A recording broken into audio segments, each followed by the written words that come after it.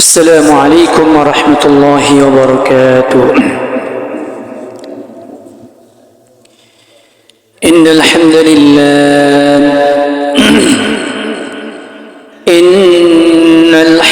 لله نحمده ونستعينه ونستغفره ونعوذ بالله من شرور أنفسنا من يهده الله فلا مضل له ومن يضلله فلا هادي له وأشهد أن لا إله إلا الله وحده لا شريك له وأشهد أن محمدًا عبده ورسوله أرسله إلى كافة الناس بشيرًا ونذيرًا وداعيًا إلى الله بإذنه وسراجا وقمرا منيرا فقد قال الله تعالى في كلامه المجيد أعوذ بالله من الشيطان الرجيم بسم الله الرحمن الرحيم كتب عليكم الصيام كما كتب على الذين من قبلكم لعلكم تتقون وقال رسول الله صلى الله عليه وسلم من صام رمضان إيمانا واحتسابا غفر له ما تقدم من ذنبه ومن قام رمضان إيمانا واحتسابا غفر له ما تقدم من ذنبه ومن قام ليلة القدر إيمانا واحتسابا غفر له ما تقدم من ذنبه শুকর জ্ঞাপন করি সেই মহান রব্বুল ইজ্জতের দরবারে যে আল্লাহ বারাকাল্লাহু তাআলা আমাদেরকে রমজান মাসের প্রথম জুমা পবিত্র স্থানে জুমার নামাজ আদায় করার জন্য সমবেত হওয়ার তৌফিক দান করেছেন। সকলে বলি আলহামদুলিল্লাহ। আমরা সকলে দরুদ ও সালাম পাঠাই আমাদের সকলে কলিজার টুকরা তাজদার মদিনা সাইয়্যিদুল মুরসালিন শাফিউল মুশাফফিঈন খাতিমুল আম্বিয়া সকলেই অন্তর থেকে মুহাব্বতের সহিত উঁচু আওয়াজে পড়ি সাল্লাল্লাহু আলাইহি ওয়াসাল্লাম। প্রিয় উপস্থিতি, গত জুমার মধ্যে আলোচনা করেছিলাম যে রমজান মাস পাওয়ার পরে যদি আমরা আমাদের গুনাহ খাতাগুলো মাফ করে নিতে না পারি তাহলে আমাদের জন্য ধ্বংস একেবারেই অনিবার্য, এতে কোনো সন্দেহ নেই। যেহেতু রমজান মাস পাওয়ার পরেও যদি আমরা গুনাহ খাতা মাফ করে নিতে না পারি, ধ্বংস হওয়ার জন্য প্রথমে হযরত জিবরাইল আলাইহিস সালাম আমিন বলেছেন, তারপরে রাসূলুল্লাহ সাল্লাল্লাহু আলাইহি ওয়াসাল্লাম কি বলেছেন? আমিন বলেছেন। আজকের আলোচনার বিষয়বস্তু হচ্ছে এই মাসের মধ্যে কয়টি কাজ করলে আল্লাহ তাআলা আমাদের জীবনে সমস্ত গুনাহগুলোকে মাফ করে দিবেন। রাসূলুল্লাহ সাল্লাল্লাহু আলাইহি ওয়াসাল্লাম কয়টি কাজ আমাদেরকে করার জন্য বলেছেন, যে কয়টি কাজ করলে আমাদের জীবনে সমস্ত গুনাহগুলো মাফ হয়ে যাবে। প্রিয় উপস্থিতি, প্রকৃতপক্ষে মাহে রমজান হচ্ছে মাগফিরাতের মাস। দেখুন, মাহে রমাদান, রমাদান শব্দের অর্থ হচ্ছে কোন কিছুকে জ্বালিয়ে পুড়িয়ে ভস্ম করে দেওয়া। রমজান শব্দ থেকে আসছে এটা, রমজান শব্দ থেকে রমাদান। কোন একটা বস্তুকে, কোন একটা জিনিসকে আগুন ধরাই দিলেই ওই জিনিস কি থাকে না, নিঃশেষ হয়ে যায়, আস্তে আস্তে নিঃশেষ হয়ে যায়। তাহলে রমজান মাসকে এই নামে নামকরণ কেন করা হলো? যেহেতু আল্লাহ তাআলা এই মাসের মধ্যে তার প্রিয় বান্দাদের গুনাহগুলোকে আগুনে যেরকম কাঠকে ছাই করে দেয়, নিঃশেষ করে দেয়, ঠিক তদ্রূপ আল্লাহ তাআলা এই মাসের মধ্যে তার বান্দার গুনাহগুলোকে জ্বালিয়ে পুড়িয়ে বান্দাকে পুত পবিত্র করে। বলুন সুবহানাল্লাহ। এই জন্যই রমজান মাসকে রমজান মাস হিসাবে নামকরণ করা হয়েছে। পক্ষান্তরে এই মাসের মধ্যে একটা হুকুম আছে সিয়াম, সামা ইয়াসুমু, যার মূল অর্থ হচ্ছে বিরত থাকা। যেহেতু মানুষ, আমরা যা রোজা পালন করি, আমরা প্রকৃতপক্ষে খানা পিনা আরো অনেক কাজকর্ম থেকে বিরত থাকি, থাকি কি থাকি না? থাকি। যার কারণে এই রোজাকে সওমকে সওম বলা হয়। যেহেতু রোজাদার ব্যক্তিরা, সায়েম ভাইয়েরা, তাহারা বিভিন্ন কাজকর্ম থেকে যে কাজকর্মগুলো ওই বান্দার জন্য জায়েজ ছিল, এইরকম জায়েজ কাজকর্ম থেকে এই রোজা থাকার কারণে এগুলো থেকে বিরত থাকে। যার কারণে রোজাকে সিয়াম, সিয়ামকে সওম বলা হয়। ভাত খাওয়া সকলের জন্য জায়েজ না? জায়েজ নেই? জায়েজ। তারপরে পানি পান করা সকলের জন্য জায়েজ না? জায়েজ?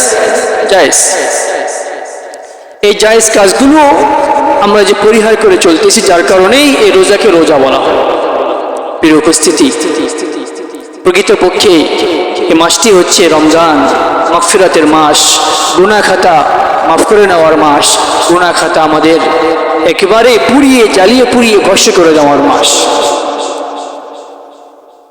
তিনটি কাজ করলে, এই মাসের মধ্যে তিনটি কাজ করলে আল্লাহ তাআলা বান্দার জীবনে সমস্ত গুনাহগুলোকে মাফ করে দিবেন। বলুন সুবহানাল্লাহ।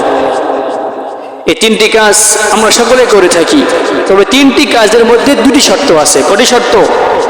দেখুন, হাদিসের মধ্যে আছে, قال رسول الله صلى الله عليه وسلم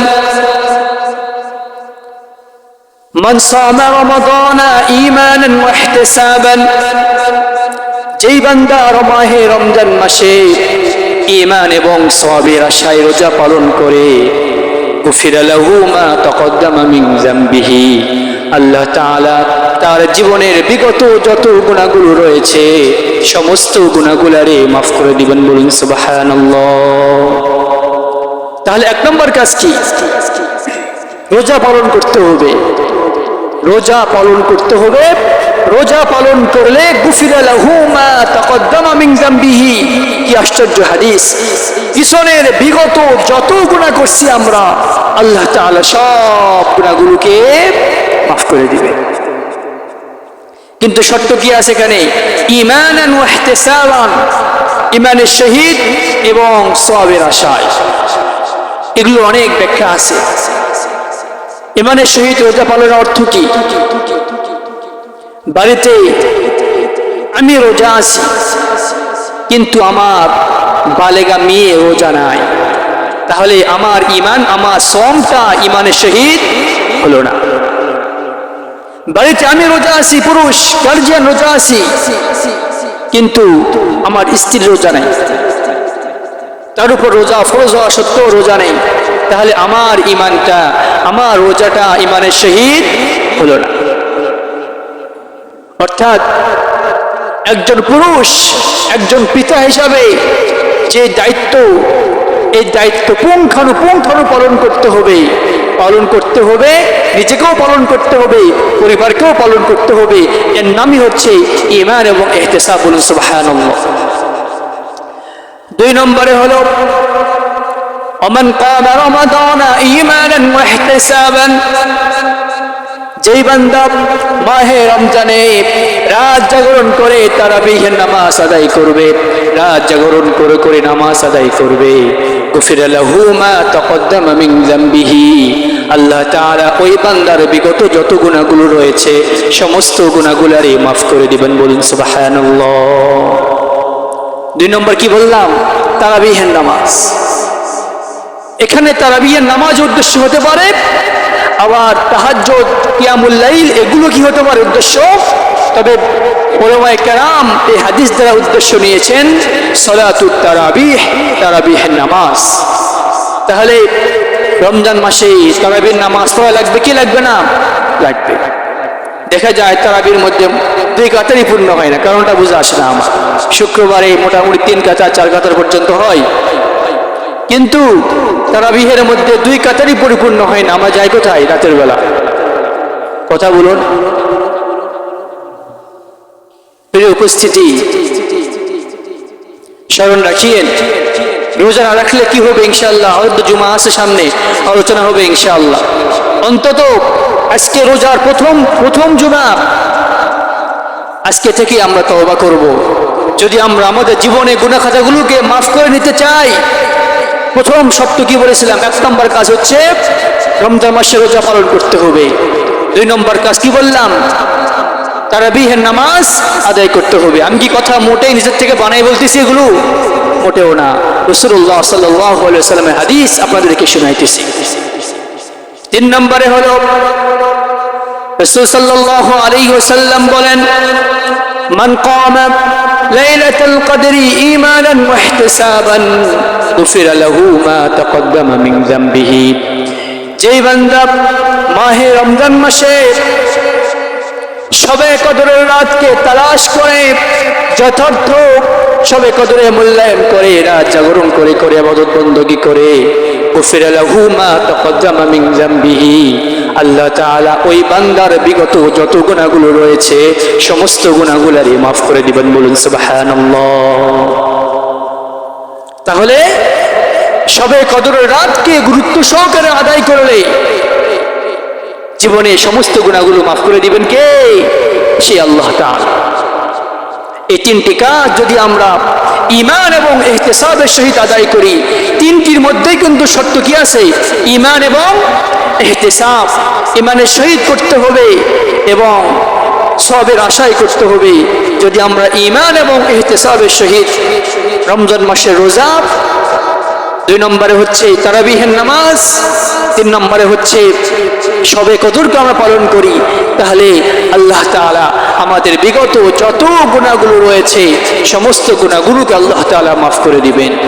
আর যদি আমরা এই কাজটি করতে না পারি, রোজা পালন করতে না পারি, তারাবিহের নামাজও আদায় করতে না পারি এবং শবে কদর রাতে তালাশ করে করে আমরা যদি আদায় করতে না পারি, তাহলে ধ্বংস যে হবে এতে কোনো সন্দেহ আছে?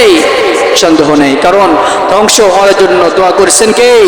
স্বয়ং রাসূলুল্লাহ সাল্লাল্লাহু আলাইহি ওয়াসাল্লাম। এই জন্য প্রিয় উপস্থিতি, সময় সংকীর্ণ, কাজকর্মের দিন বেশি আলোচনা লম্বা করবো না, এতটুকু উদাত্ত আহ্বান জানাবো, রোজা কিন্তু জীবনে বছরে কিন্তু মোটেই একবারই আসে, সারা জীবন আসে না। এখন দিন খুব যে বড় তেমনটাও না, আগের তুলনায় দিন এখন ছোট কি ছোট না।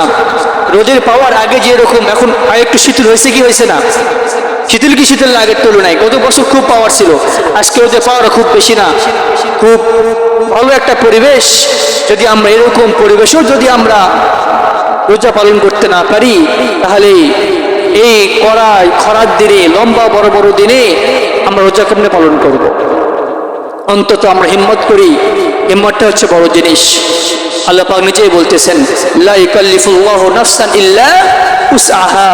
আল্লাহ তাআলা বান্দার উপরে এমন কোন বিধান চাপিয়ে দেন না যে বিধান বান্দা পালন করতে পারে না। লা ইকাল্লিফুল্লাহু নাফসান ইল্লা উসআহা। এই কথা আমরা কেউ বলতে পারবো না যে হুজুর রোজা রাখতে খুব কষ্ট হয়ে যায়, কাজকর্মের দিন পারি না। প্রিয় উপস্থিতি, আল্লাহ পাক নিজেই বলতেছেন, আপনি মিথ্যাবাদী বলতে হবে। যেহেতু আল্লাহ পাক আমাদেরকে বানাইছেন, আমাদের উপরে আমাদের ধারণ ক্ষমতা কতটুকু আল্লাহ পাক জানেন কি জানেন না? অবশ্যই জানেন। বান্দার উপরে এমন কোনো জিনিস চাপাই দিবেন না যে জিনিসটা বান্দার ধারণ ক্ষমতার বাহিরে। একটি মাস হচ্ছে ইবাদতের মাস, 6টি মাস তো আমরা গরুর মতো খাটি, মাথার ঘাম পায়ে ফেলে আমরা পয়সা কামাই করি।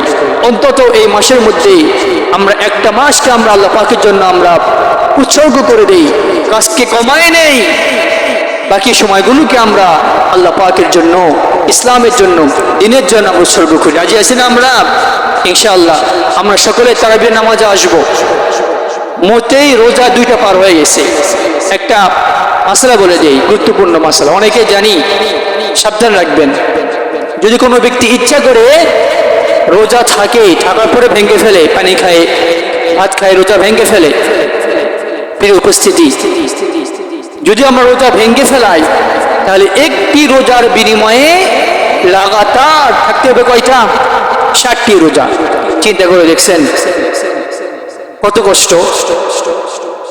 যদি আমরা একটি রোজা কেউ ভেঙে ফেলাই, শুরু করছি ভেঙে ফেলাইছি, কাটতেছি না কষ্টের কারণে, কাজ চাপ পড়ে গেছে, তাহলে একটি রোজার বিনিময়ে মাহে রমজানের শেষে লাগাতার রাখতে হবে। কিন্তু আজকে একটা, কালকে 2টা, কালকে 5টা, এই সপ্তাহ 5টা, এমন আদায় করলেও হবে না। লাগাতার 60 দিন রাখতে হবে রোজা, 2 মাস। রোজার গুরুত্বটা কতটুকু হলে আল্লাহ তাআলা এই বেতনটা দেন, চিন্তা করে দেখুন আপনার। আর অন্তত যেহেতু রমজান মাস শুরু, আপনি একটু পরে আসছেন, কথাবার্তা শুরু করছি পরে, আর একটা বেশি আমরা স্মরণ রাখবো, সেটি হচ্ছে রোজা থাকা অবস্থায় আমরা কখনো পরনিন্দা গীবত করবো না। হাদিসের মধ্যে আছে, ক্বালা রাসূলুল্লাহ সাল্লাল্লাহু আলাইহি ওয়াসাল্লাম,